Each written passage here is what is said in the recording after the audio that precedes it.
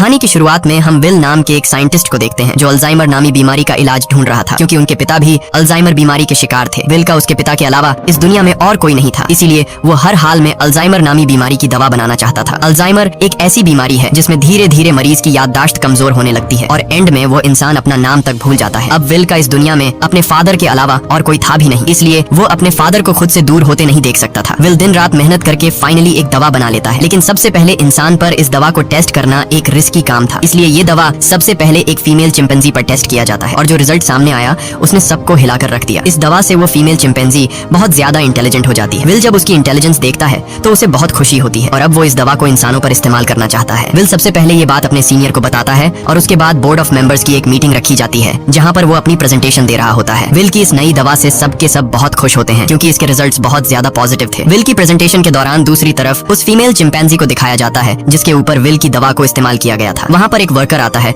जो उसे वहाँ से दूसरी जगह शिफ्ट करना चाहता है, लेकिन आज उस चिंपैंजी का नेचर थोड़ा अलग था। वो उस जगह से दूसरी जगह शिफ्ट नहीं होना चाहती थी। जब वर्कर जबरदस्ती करता है तो उस चिंपैंजी को बहुत गुस्सा आता है। वो उस वर्कर का हाथ पकड़ लेती है और उसके बाद वहाँ से निकलकर चारों तरफ तोड़फोड़ करना शुरू कर देती है। वो काबू से बाहर हो गई और उस जगह पहुंच जाती है जहाँ पर बोर्ड ऑफ मेंबर्स की मीटिंग चल रही होती है। यहाँ पर विल चाहकर भी उसे कंट्रोल नहीं कर पाता क्योंकि ये चिंपैंजी बहुत ज्यादा गुस्से में होती है, इसलिए इस चिंपैंजी को गोली मारनी पड़ती है जिससे उस चिंपैंजी की मौके पर ही मौत हो गई। इस हादसे के बाद बोर्ड के मेंबर्स ने ये माना कि विल की दवा की वजह से ये चिंपैंजी एग्रेसिव हो गई थी और अब चिंपैंजी की मौत के साथ साथ विल का ये पूरा का पूरा एक्सपेरिमेंट भी पूरी तरह से खत्म हो गया है। बोर्ड के मेंबर्स ने लैब में रखे सारे चिंपैंजी को मारने का हुक्म दिया क्योंकि उन पर भी विल की बनाई हुई दवा का इस्तेमाल किया गया था। हालांकि विल अपने बॉस को कन्विंस करने की कोशिश करता है कि मेरी दवा में कोई प्रॉब्लम नहीं है, लेकिन उसका बॉस साफ साफ मना कर देता है। वो कहता है कि अगर तुम्हारी दवा में प्रॉब्लम नहीं होती तो वो चिंपैंजी इतना ज्यादा एग्रेसिव नहीं होती। विल की 5 सालों की एक्सपेरिमेंट अब जाया हो गई थी। वो अंदर लैब की तरफ जाता है, तभी उसके पास लैब का केयर टेकर आता है और उसे बताता है कि आपकी दवा में कोई भी प्रॉब्लम नहीं है। दरअसल चिंपैंजी आपकी दवा की वजह से एग्रेसिव नहीं हुई थी, बल्कि उसने उसी वक्त एक बच्चे को जन्म दिया था जिस वजह से वो गुस्से में आ गई थी क्योंकि उसे वहाँ से शिफ्ट किया जा रहा था। और अब विल को पूरी बात समझ में आ जाती है। वो वर्कर उसे कहता है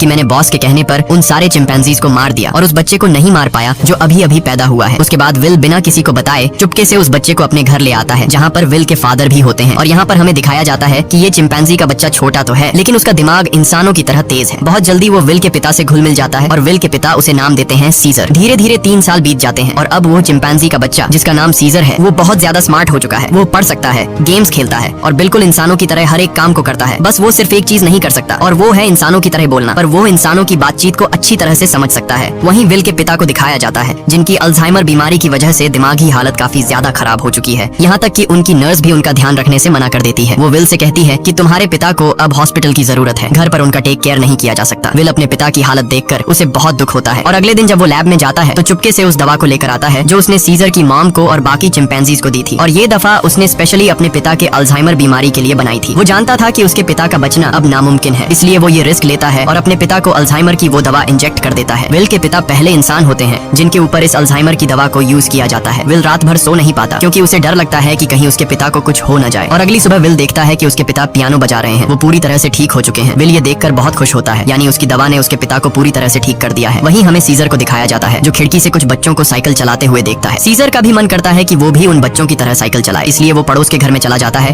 पर इस घर का मालिक बहुत ही खड़ूस इंसान था। वो सीजर को देख लेता है। अब वो सीजर को मारने के लिए बेसबॉल का बैट उठाकर उस पर हमला कर देता है, लेकिन उससे पहले कि वो उसे बुरी तरह से मारता, यहाँ पर विल और उसके पिता सीजर को बचा लेते हैं। विल पड़ोसी को समझाने की कोशिश करता है कि ये सिर्फ खेलने की कोशिश कर रहा था, इससे तुम्हें कोई खतरा नहीं है। पड़ोसी कहता है कि ये मेरे बच्चों को नुकसान पहुंचा सकता है और अगर ये बंदर का बच्चा दोबारा यहाँ पर आया तो मैं इसे मार दूंगा। यहाँ पर सीजर के पैर पर चोट लग गई होती है, इसलिए विल उसे डॉक्टर कैरोलिन के पास ले जाता है और जब कैरोलिन उसका इलाज करती है तो उसे पता चलता है कि ये बहुत ज्यादा इंटेलिजेंट है क्योंकि सीजर विल से इशारों में बात कर रहा होता है। जल्द ही विल और डॉक्टर कैरोलिन की आपस में दोस्ती हो जाती है। कैरोलिन को सीजर बहुत पसंद आ जाता है, इसलिए वो विल के घर आना शुरू कर देती है जहाँ उसे पता चलता है कि सीजर हमेशा घर पर रहता है, उसे बाहर नहीं ले जाया जाता, इसलिए सीजर हमेशा खिड़की से बाहर देखता रहता है। कैरोलिन विल से कहती है कि हमें उसे बाहर ले जाना चाहिए। विल को ये आइडिया पसंद आया और अगले दिन विल और कैरोलिन सीजर को पास के एक जंगल में ले गए जिसका नाम रेडवुड है। वह खूबसूरत जंगल सीजर के लिए किसी जन्नत से कम नहीं था। सीजर को ये जगह बहुत पसंद आई और इसी तरह से 2 साल और बीत जाते हैं। अब विल और कैरोलिन एक दूसरे के साथ रिलेशनशिप में आ चुके हैं। सीजर भी अब बड़ा हो चुका है और ये लोग हमेशा उस जंगल में आते। एक दिन जब ये लोग रेडवुड जंगल में होते हैं तो वहाँ एक फैमिली आती है जिनके पास एक डॉग होता है जिसके गले में पट्टा बांधा गया होता है। वह डॉग सीजर पर भौंकने लग जाता है जिसे देखकर सीजर बहुत ज्यादा मायूस हो जाता है। सीजर इसलिए मायूस नहीं होता कि डॉग ने उस पर भौंका, बल्कि वो डॉग के गले में पट्टा देख लेता है और पट्टा तो उसके गले में भी विल ने बांधा था। वो विल से इशारे में पूछता है क्या मैं तुम्हारा कोई पालतू जानवर हूँ, जिस पर विल जवाब देता है नहीं, तुम पालतू नहीं हो, तुम मेरे बेटे हो। पर सीजर अब समझ समझदार हो चुका था। वो अपने बारे में जानना चाहता था कि वो कौन है और कहाँ से आया है। इसलिए विल सीजर को अपनी लैब के बाहर ले जाता है और बताता है कि तुम्हारी मॉम यहाँ पर थी, हमने उसके ऊपर एक दवा का इस्तेमाल किया था और उसी दवा की वजह से आज तुम इतने ज्यादा इंटेलिजेंट हो। अब सीजर को अपने बारे में सब कुछ पता चल चुका है। इसके बाद ये लोग घर आते हैं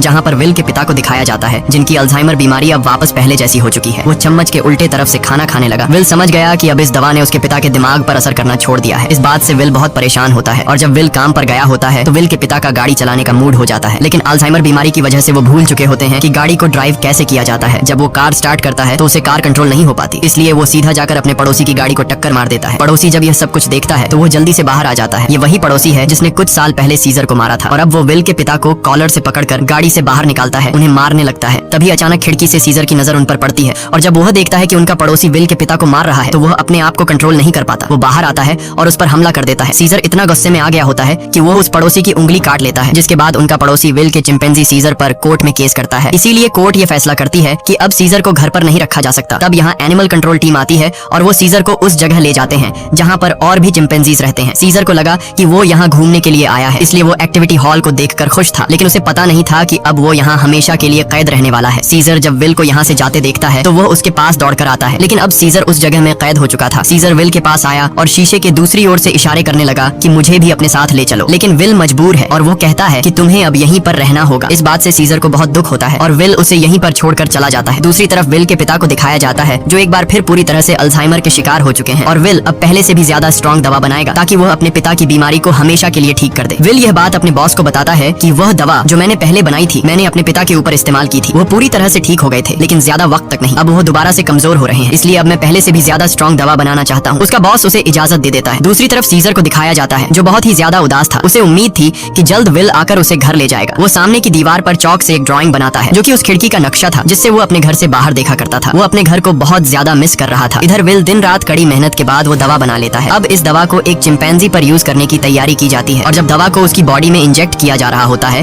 तभी प्रेशर की वजह से एक पाइप निकल जाता है। वहाँ पर उनका एक वर्कर होता है जिसका नाम फ्रैंकलिन है। दवा की कुछ गैस उसकी नाक के अंदर चली जाती है क्योंकि उसने मास्क नहीं पहना होता। हालांकि उस वक्त उस पर गैस का कोई असर नहीं पड़ता और यह लोग उस चिंपैंजी के बॉडी में दवा इंजेक्ट कर लेते हैं, जिसके बाद वो चिंपैंजी बहुत ज्यादा इंटेलिजेंट हो जाता है, यानी कि उनकी यह दवा भी कामयाब हो गई। इसके बाद विल और कैरोलिन सीजर से मिलने जाते हैं जिसे बहुत ही छोटे पिंजरे के अंदर कैद किया गया होता है। यहाँ पर सीजर के हाथ में चोट भी लगी होती है जिससे विल को बहुत गुस्सा आता है और वहाँ के गार्ड्स को धमकी देता है कि अगर तुमने इसके साथ कोई भी गलत सलूक किया तो मैं तुम्हारे इस जगह को बंद करवा दूंगा। विल के आने से सीजर बहुत खुश था क्योंकि वो समझ रहा था कि विल आज उसे घर वापस ले जाएगा, लेकिन विल उसे कहता है कि जब तक कोर्ट मुझे इजाजत नहीं देती मैं तुम्हें घर वापस नहीं ले जा सकता। जिसके बाद विल यहाँ से चला जाता है और सीजर बहुत ज्यादा उदास हो जाता है। उसे घर की बहुत याद आती है। यहाँ उसे गंदा खाना और जेल का स्टाफ उसके साथ बहुत बुरा सलूक करते हैं। जब विल अपने घर जाता है तो देखता है कि उसके पिता की हालत बहुत ज्यादा खराब है। वो उन्हें दवा देना चाहता है पर विल के पिता मना कर देते हैं। वो कहते हैं कि अब मेरा वक्त आ चुका है और उसके बाद विल के पिता की डेथ हो जाती है। विल अपने पिता की डेथ से पूरी तरह से टूट जाता है और अब सीजर के अलावा उसका कोई भी नहीं है। वो उसे अपना बेटा मानता है, इसलिए वो बहुत सारे पैसे लेकर उस जगह जाता है जहाँ पर सीजर को कैद किया गया है। वहाँ का जो हेड होता है विल उसे बहुत सारे पैसे देता है और कहता है कि मैं सीजर को अपने साथ ले जाना चाहता हूँ। उस जगह का हेड इतने सारे पैसे देखकर विल की बात मान जाता है। विल सीजर के पास आया और उसे अपने साथ चलने को कहा, लेकिन सीजर दरवाजा बंद कर देता है क्योंकि अब वो विल के साथ नहीं जाना चाहता। हालांकि सीजर को विल से बिछड़ने का दुख तो था, लेकिन अब वो किसी का पालतू बनकर जिंदगी नहीं गुजारना चाहता था। वो अपने साथ साथ उस जगह में बंद बाकी चिंपैंजीज को भी आजाद देखना चाहता था, जिसके बाद विल को लौटना पड़ता है। रात को उस जगह काम करने वाले एक लड़के के कुछ दोस्त यहाँ पर चिंपैंजीज को देखने के लिए आते हैं और जब इनमें से एक लड़का सीजर के पास आता है तो सीजर उसे पकड़कर अपनी तरफ खींचता है और उसकी जेब से चाकू निकाल लेता है। उस चाकू से सीजर रात को अपने सेल का गेट खोल लेता है। उसके बाद वो सेल से निकलकर चुपके से छत के रास्ते से होते हुए सीधा विल के घर पहुंच जाता है, जहाँ पर उसे वो नई दवा मिल जाती है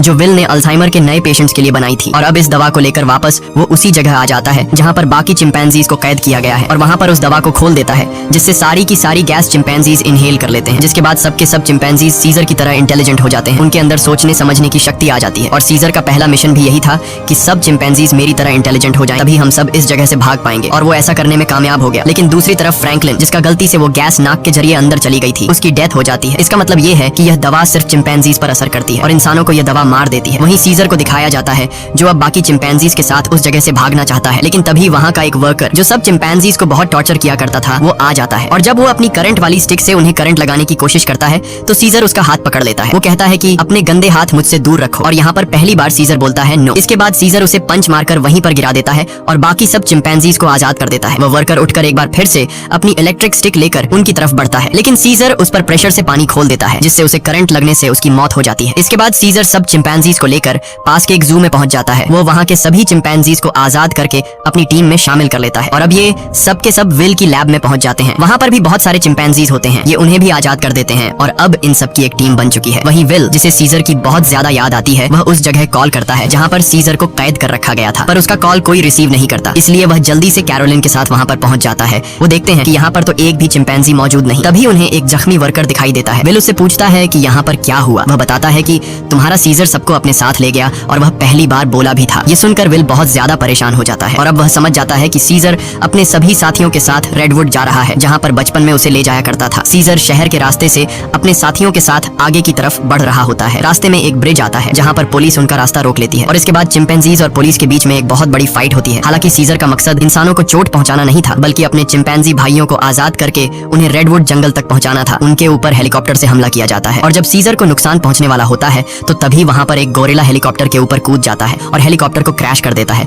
जिससे उसकी जान चली जाती है। और तभी वहां पर कोबा नामी चिंपैंजी आता है। कोबा वही चिंपैंजी है जिसकी बॉडी पर लैब में एक्सपेरिमेंट किया गया था, जो उस आदमी को मार देता है जो हेलीकॉप्टर से उन पर गोलियां चला रहा था। यहाँ जब एक गोरिल्ला पुलिस वाले को चीरने वाला था तब सीजर उसे रोक लेता है, क्योंकि सीजर पुलिस वालों को रोकना चाहता था, उन्हें मारना नहीं। अब ये सब के सब ब्रिज को क्रॉस कर रेडवुड पार्क पहुंच जाते हैं, जहाँ पर विल भी कुछ देर में पहुंच जाता है। वो सीजर को आवाजें देने लगता है। इस दौरान एक दूसरा चिंपैंजी विल पर हमला करने वाला होता है कि तभी सीजर उसे रोकता है। विल सीजर से कहता है कि तुम मेरे साथ घर चलो, नाराजगी छोड़ दो, नहीं तो पुलिस तुम सबको मार देगी। सीजर विल को अपने गले लगाता है और उसके कान में कहता है कि अब यही मेरा घर है। और विल समझ जाता है कि सीजर को उसकी दुनिया मिल चुकी है, वह उसके साथ लौट कर नहीं आएगा। विल सीजर से कहता है ठीक है, ये तुम्हारी जिंदगी है, जी लो इसे। जिसके बाद विल सीजर को यहीं छोड़कर चला जाता है। अब सीजर और उसके साथियों की यह एक नई दुनिया है और सीजर इन सब का लीडर है। वहीं हमें विल के पड़ोसी को दिखाया जाता है जिसकी उंगली सीजर ने काटी थी और अचानक उसकी नाक से खून निकलने लगता है। दरअसल फ्रैंकलिन, जो विल का कोलीग था जिसने एक्सपेरिमेंट के दौरान गैस इनहेल कर ली थी, वो ये सब कुछ बताने के लिए विल के घर आया था। लेकिन विल घर पर न होने की वजह से फ्रैंकलिन उसके पड़ोसी के पास गया। अचानक उसे खांसी आई जिससे खून के छींटे उसके ऊपर गिर गए और अब ये भी उस वायरस से इन्फेक्टेड है। दरअसल ये एक पायलट होता है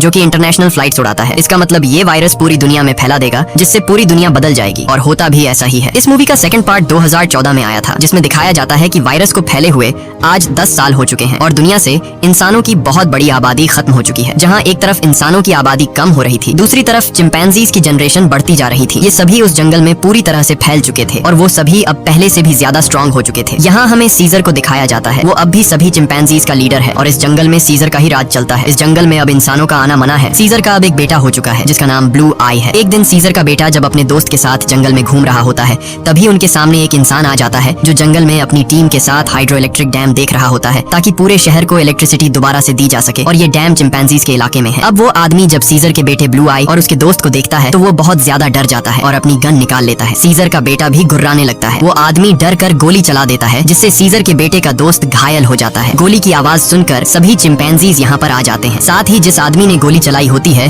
उसके साथी भी आ जाते हैं जो यहाँ पर डैम ढूंढ रहे होते हैं। चिंपैंजीज उन्हें मारना चाहते हैं। वो सब उन लोगों पर बहुत ज्यादा गुस्सा होते हैं। तभी इंसानों के ग्रुप का लीडर आगे आता है जिसका नाम मैल्कम है। वो सीजर से बात करता है। वो उसे बताता है कि हम यहाँ पर किसी को नुकसान पहुँचाने के लिए नहीं आए, हम तो बस यहाँ सिर्फ शहर की बिजली ठीक करने के लिए डैम ढूंढ रहे हैं। सीजर उससे कहता है चलो ठीक है, इस बार तुम आ गए लेकिन दोबारा यहाँ पर मत आना, तुम सब यहाँ से चले जाओ। अब वो सब के सब यहाँ से चले जाते हैं और इन्हीं चिंपैंजीज में जो कोबा होता है, जिसके ऊपर कभी इंसानों ने एक्सपेरिमेंट्स किए थे, जो इंसानों से बहुत ज्यादा नफरत करता है, वो सभी चिंपैंजीज से कहता है कि इंसान दोबारा से हमारे इलाके में आ गए हैं, वो हमें फिर से नुकसान पहुंचाएंगे, इसलिए इंसानों को हमें अपनी ताकत दिखानी होगी। और सीजर भी अब उसकी बातों में आ जाता है और ये सब तय करते हैं कि ये इंसानों की बस्ती में जाएंगे। और अब सीजर अपने घोड़े पर बैठकर सबके आगे होता है, उसके साथ सभी चिंपैंजीज इंसानों के इलाके में जाते हैं। यहाँ पर दिखाया जाता है कि जो पहले रोशनियों से चमकने वाला एक खूबसूरत शहर हुआ करता था, अब वो पूरी तरह से वीरान हो चुका है। यहाँ पर टेक्नोलॉजी और बहुत सारी चीजें अब पूरी तरह से खत्म हो चुकी हैं। सीजर अपनी पूरी सेना को लेकर इंसानों के इलाके में पहुंच जाता है, जहाँ पर मैल्कम एक बार फिर से सीजर के सामने आता है और वो सीजर से कहता है कि हम तुमसे माफी मांग चुके हैं। सीजर कहता है कि आज के बाद अगर हमारे इलाके में कोई भी आया तो हम उसे मार देंगे। हम युद्ध नहीं चाहते, लेकिन अगर इंसानों ने दोबारा हमारे इलाके में आने की कोशिश की तो हम किसी को नहीं छोड़ेंगे। यहाँ पर कोबा भी होता है। कोबा चाहता है कि वो इंसानों से युद्ध लड़े, लेकिन सीजर इंसानों को वार्निंग देकर यहाँ से पूरी सेना के साथ निकल जाता है। वही मैल्कम को दिखाया जाता है जो बहुत ज्यादा परेशान होता है, क्योंकि जिस जगह में ये लोग रह रहे थे वहाँ पर बिजली नहीं थी और उनका पावर प्लांट खास उसी जगह में था जहाँ पर चिंपैंजीज का इलाका था। वहाँ पर जाना मतलब अपनी मौत को दावत देना है। लेकिन सारी जिंदगी ये लोग बिना इलेक्ट्रिसिटी के तो नहीं रह सकते थे, इसलिए उन्हें हर हाल में वहाँ पर जाकर बिजली ठीक करनी थी। मैल्कम अपने सीनियर से कहता है कि हमें एक बार सीजर से बात करके देखना चाहिए, क्या पता वो हमारी तकलीफ को समझ ले। जिसके बाद मैल्कम अपनी फैमिली और एक ग्रुप लेकर वहाँ जंगल के बाहर पहुँच जाता है। मैल्कम जब सीजर को अपनी सारी सिचुएशन बताता है तो सीजर समझ जाता है, क्योंकि वो इंसानों के साथ रह चुका है, उसे पता है कि इलेक्ट्रिसिटी का मतलब क्या है और इंसानों के लिए वो कितनी जरूरी है। सीजर कहता है ठीक है तुम लोग अंदर आ सकते हो, मगर एक शर्त पर, तुम्हें सारे हथियार हमारे हवाले करने होंगे। मैल्कम मान जाता है और अब अपनी टीम के साथ वो उस जगह पहुंच जाता है जहाँ पर पावर प्लांट है और इसके बाद ये लोग वहाँ पर काम करना शुरू कर देते हैं। मैल्कम की वाइफ और उसका बेटा चिंपैंजीज के बच्चों से बहुत जल्दी घुल मिल जाते हैं और जब ये लोग पावर प्लांट पर काम कर रहे होते हैं तभी एक चिंपैंजी को वहाँ पर छुपी हुई एक गन मिलती है और वो गन सीधा वो लेकर जाता है सीजर के पास। और जब सीजर को पता चलता है कि इंसान अपने साथ छुपाकर यहाँ पर गन लाए हैं तो उसका गुस्सा एक बार फिर से भड़क जाता है और वो मैल्कम और उसके साथियों से कहता है तुम जंगल छोड़कर चले जाओ। लेकिन तभी सीजर को पता चलता है कि उसकी पत्नी जो बहुत लंबे समय से बीमार थी, मैल्कम की पत्नी ने उसे दवा दी थी जिससे अब वो पूरी तरह से ठीक हो गई। ये देखकर सीजर इंसानों को एक और मौका देता है। वो कहता है तुम्हारे पास एक दिन और है, तुम इस पूरे पावर प्लांट को ठीक कर सकते हो और इसके बाद यहाँ से चले जाना। दरअसल मैल्कम का एक साथी जो कभी एक पुलिस ऑफिसर हुआ करता था, उसे चिंपैंजीज पर बिल्कुल भरोसा नहीं है। वो उनसे नफरत करता है और वो यहाँ पर गन्स लेकर आया होता है। उनके पास और भी गन्स होते हैं और जब ये लोग गन्स एक दूसरे को पास कर रहे होते हैं तो ऊपर से कोबा देख लेता है। कोबा गुस्से से लाल हो जाता है कि ये इंसान तो बिल्कुल भी भरोसे के लायक नहीं है और कोबा इंसानों से बहुत ज्यादा नफरत करता है और वो जल्दी से सीजर के पास जाता है। वो उसे बताता है कि इंसानों के पास और भी हथियार हैं, इंसान भरोसे के लायक नहीं है, तुम्हें उन्हें हमारे इलाके से निकालना होगा। जिस पर सीजर उसे सब्र रखने को कहता है। इस बात से कोबा को गुस्सा आता है। वो कहता है तुम्हें अपने साथियों की बिल्कुल भी परवाह नहीं है, तुम इंसानों से प्यार करते हो क्योंकि तुम भी उन्हीं में से एक हो। और अब सीजर को इस बात पर गुस्सा आता है और वो कोबा पर हमला कर देता है। सीजर उसे बहुत बुरी तरह से घायल कर देता है। कोबा अब बदले की आग में जलने लगा। वो यहाँ से सीधा उस जगह जाता है जहाँ पर इंसान और उनके हथियार हैं। वो वहाँ से इंसानों के हथियार लेता है और बहुत सारे इंसानों को मार देता है और उन्हें मारने के बाद वापस वो अपने इलाके में आता है जहाँ पर वो अपने ही चिंपैंजीज के कई घरों को आग लगा देता है। और जब मौका देखता है कि सीजर बिल्कुल अकेला है, उसके पास कोई भी नहीं है, तो वो चुपके से सीजर को भी गोली मार देता है। सीजर वहीं झाड़ियों में गिर जाता है। इसके बाद कोबा अब सभी चिंपैंजीज के पास जाता है और कहता है इंसानों ने हमारे घर जला दिए और हमारे लीडर सीजर को भी मार दिया। वो हम पर हमला कर रहे हैं, हमें उन्हें सबक सिखाना होगा। कोबा इंसानों के खिलाफ युद्ध का ऐलान कर देता है। साथ ही वो यह भी ऐलान करता है कि अब मैं तुम सब का लीडर हूँ। इसे सब लीडर मान लेते हैं और इंसानों से युद्ध लड़ने के लिए तैयार हो जाते हैं। दूसरी तरफ इंसानों को दिखाया जाता है मिलकर एंजॉय कर रहे होते हैं। वहीं कोबा अपनी पूरी सेना के साथ उस जगह पहुंच जाता है जहां पर इंसानों के हथियार हैं। सबसे पहले ये चिंपैंजीज इंसानों के हथियार को लूटते हैं और इसके बाद उन्हीं हथियारों से इंसानों के ऊपर हमला कर देते हैं। कई इंसानों को मार दिया जाता है। यहाँ पर वो छोटा चिंपैंजी भी होता है जिसे जंगल में एक इंसान ने गोली मारी थी और अब कोबा उसे हथियार देता है और कहता है तुम्हें इंसानों को मारना होगा, पर वह मना कर देता है क्योंकि सीजर ने उसे सिखाया था कि कभी भी किसी भी इंसान पर बिना वजह हमला मत करना। और जब वो बच्चा कोबा का ऑर्डर नहीं मानता तो कोबा उसे मार देता है। साथ ही जो चिंपैंजीज उसका हुक्म नहीं मानते वो उन्हें कैद कर लेता है। वही जंगल में मैल्कम और उसकी वाइफ शहर की तरफ आ रहे होते हैं। तभी वहाँ पर उन्हें सीजर दिखता है जो बहुत बुरी तरह से घायल होता है। वो सीजर को अपनी गाड़ी में बैठाकर अपने घर ले आते हैं। वो उसका ट्रीटमेंट करते हैं और सीजर का अच्छी तरह से ख्याल रखते हैं जिससे सीजर की जान में दोबारा जान आ जाती है। सीजर के होश में आने के बाद वो उन्हें बताता है कि मेरे पर हमला मेरे साथी ने किया है जिसका नाम है कोबा। मैल्कम को भी यहाँ पर पूरी बात समझ में आ जाती है। सीजर पूरी तरह से ठीक नहीं था, इसीलिए उसे पूरी तरह से रिकवर करने के लिए मैल्कम मेडिसिन लाने के लिए स्टोर पर जाता है और तभी उसके सामने सीजर का बेटा आ जाता है जिसके हाथ में गन होती है। वो मैल्कम को शूट करने वाला होता है कि मैल्कम उसे बता देता है तुम्हारे पिता सीजर अब भी जिंदा हैं, वो हमारे पास हैं और उन्हें और किसी ने नहीं बल्कि कोबा ने शूट किया है। इसके बाद मैल्कम सीजर के बेटे को अपने घर ले आता है। वो अपने पिता को जिंदा देखकर बहुत खुश हो जाता है। जहाँ पर सीजर का बेटा सीजर को बताता है कि किस तरह से कोबा ने अपने आप को लीडर बनाया और उसने बाहर की दुनिया में मासूम लोगों की जान ली। सीजर के बेटे को भी अब पता चल चुका है कि उसके पिता सीजर पर और किसी ने नहीं बल्कि कोबा ने गोली चलाई थी। इसीलिए अब वह वापस उसी जगह जाता है जहाँ पर कोबा ने इंसानों को और बहुत सारे चिंपैंजीज को बंदी बनाकर रखा है। सीजर का बेटा सबको आजाद कर देता है। मैल्कम भी उनका साथ देता है और वो उन सबको टावर के अंदर ले आता है जहाँ पर उसकी मुलाकात वही पुलिस ऑफिसर से होती है। वह ऑफिसर मैल्कम को बताता है कि इलेक्ट्रिसिटी आने के बाद मैंने रेडियो से आर्मी के साथ कांटेक्ट कर लिया है और बहुत जल्द बहुत बड़ी आर्मी की सेना यहाँ पर आने वाली है जो सभी चिंपैंजीज का खात्मा कर देगी। साथ ही वह यह भी बताता है कि मैंने टावर के ऊपर बहुत सारे बॉम्ब्स को फिट कर दिया है ताकि जब चिंपैंजीज टावर के ऊपर चढ़ेंगे तो मैं बॉम्ब को ब्लास्ट करके उन सब चिंपैंजीज को मार दूंगा। हालांकि इसमें उसकी खुद भी जान चली जाएगी। उसके हाथ में रिमोट कंट्रोल होता है और अब ये देखने के बाद मैल्कम और सभी इंसान वहाँ से भागना शुरू कर देते हैं। वहीं सीजर को दिखाया जाता है जो अब यहाँ पर पहुंच चुका है। उसका सामना कोबा से होता है और कोबा और उसके बीच फाइट शुरू हो जाती है। सीजर को जिंदा देखकर बाकी चिंपैंजीज भी कोबा की गद्दारी को जान चुके हैं। वहीं हमें उस पुलिस ऑफिसर को दिखाया जाता है जो टाउन के एक हिस्से को बॉम्ब से ब्लास्ट कर देता है जिसमें कई सारे चिंपैंजीज मारे जाते हैं। लेकिन कोबा, सीजर और उसके कई साथी अब भी जिंदा हैं। जब कोबा देखता है कि बहुत सारे चिंपैंजीज वापस सीजर को सपोर्ट करने लगे हैं तो वह उन सब पर गोलियां चलाना शुरू कर देता है। तभी सीजर काफी ऊंचाई से कोबा पर हमला कर देता है और उसे बिल्डिंग से नीचे धकेल देता है। कोबा लोहे की रॉड से लटक जाता है। अब वह सीजर से कहता है प्लीज मुझे बचा लो। जिसके बाद सीजर उसका हाथ पकड़ लेता है, लेकिन कोबा ने जो किया है उसे माफ नहीं किया जा सकता। इसीलिए सीजर उसका हाथ छोड़कर उसे नीचे गिरा देता है, जिससे उसकी मौत हो जाती है। और अब मैल्कम और सीजर एक दूसरे के सामने होते हैं। ये दोनों एक दूसरे से हाथ मिलाते हैं, यानी कि यह दोनों अब अच्छे दोस्त हैं, जैसे कभी सीजर विल का हुआ करता था। मैल्कम सीजर को बताता है कि बहुत जल्दी यहाँ पर आर्मी आने वाली है, तुम सबको यहाँ से निकलना होगा ताकि इस जंग को रोका जा सके। सीजर कहता है कि अब इंसानों और चिंपैंजीज के बीच जो वॉर है उसे कभी खत्म नहीं किया जा सकता। इसी के साथ यह कहानी